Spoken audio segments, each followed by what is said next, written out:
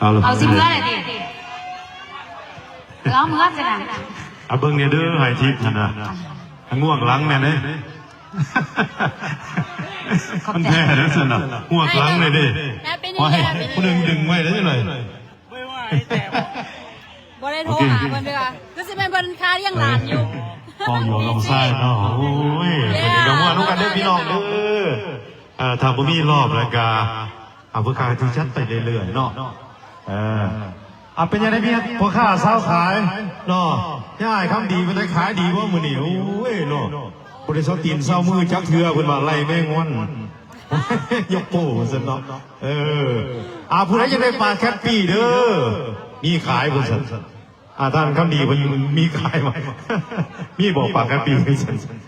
ปลาแคปปี้มีพี่มันพร้อมมาจัดท่านคณะกรรมการเอากับท่านมีหล่อระวงเด้อผู้ค้ากันที่ชัดไปเรื่อยๆเนาะจนว่าเป็นมีหล่อระวงมาเขาเป็นจัดไปตามรายการเขาเงินเนาะปกติเขาก็สีเสพไปเรื่อยๆเนาะ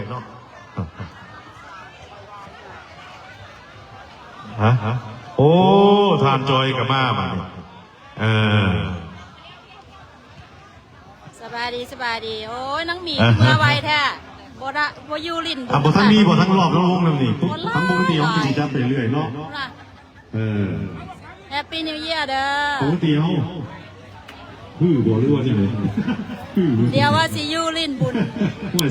เดี๋ยวว่าสิยูรินบุญปีใหม่น้ำกันนังมีทำมาดิคุณมาบ่ทั้งมีเถื่อเนาะแฮปปี้นิวเยียร์เด้อปกติเขาสีจัดไปให้เบิ่งบรรยากาศคน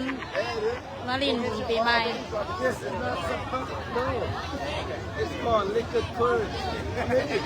มีโอกาสสิไปลินน้ำอยู่เด้อเท็กซัสคนไล่หลายเฮลโลสบายดีปีใหม่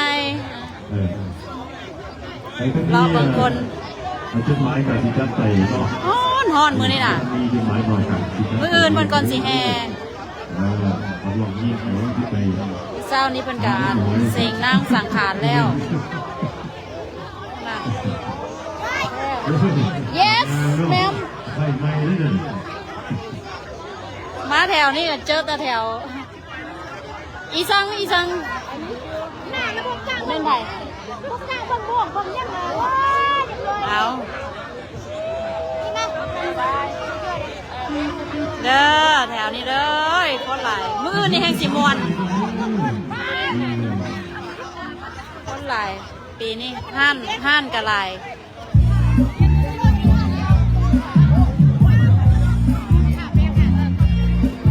ไม่อย่างน้อแบบนี้เนาะไม่อย่างน้อแบบนี้เนาะดึงแขนดึงมือดึงแขนดึงมือเอาแค่เอามา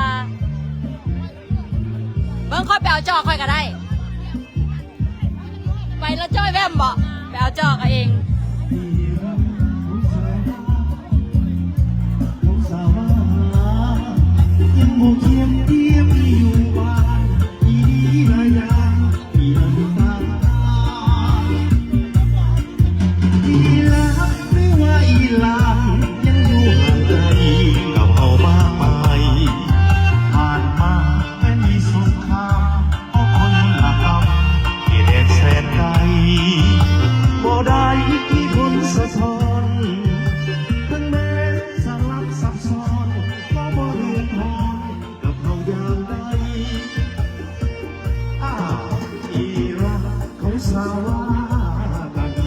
จอกเอง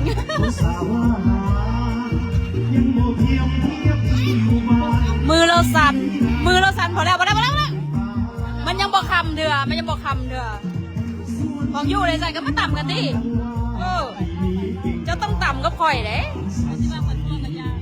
แมนโอ้ยแมนขึ้นหน่อยแท้แฮปปี้นิวเยียร์เอาไหมตำ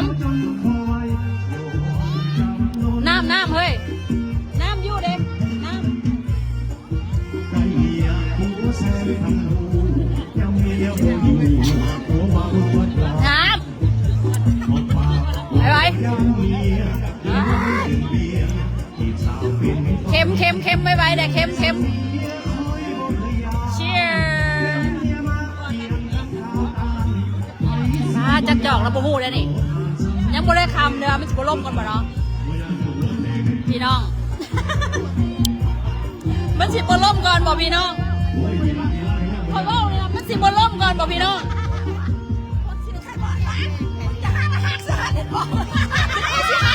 โอ้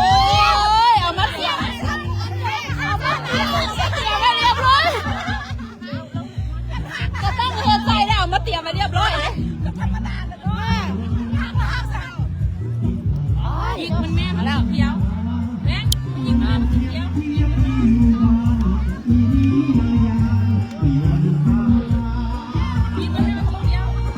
ฟ้อนอยู่บนไทยบ้านเจ้า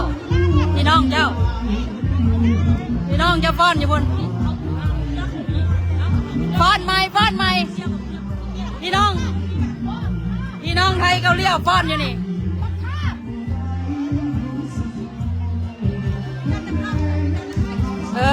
ฟ้อนใหม่เนี่ยพี่น้องเจ้าเด้อนี่เนาะ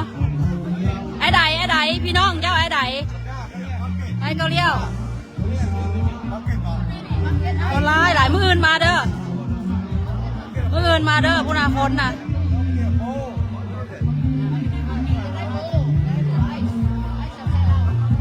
ย่างวนไป วนมากับมาต่ำพวกเก่า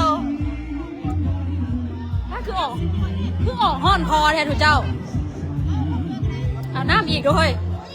กินมี water โอ้กินแล้วเว้ยเนาะแสบคอบ่มีมือจับ กินน้ำมันคนแซ่บกินน้ำยู่กับแซ่บโอ้ยติดลกเดี๋ยวมันจะกินจนเหล้าได้ป่ะจะบอกให้มันกระแดะมันกระแดะมันเริ่มแล้วได้มันเริ่มกระแดะละยามันโอ้ sorry เด้อโอ้คนเบิ่งหลายโอ้ stay tuned you guys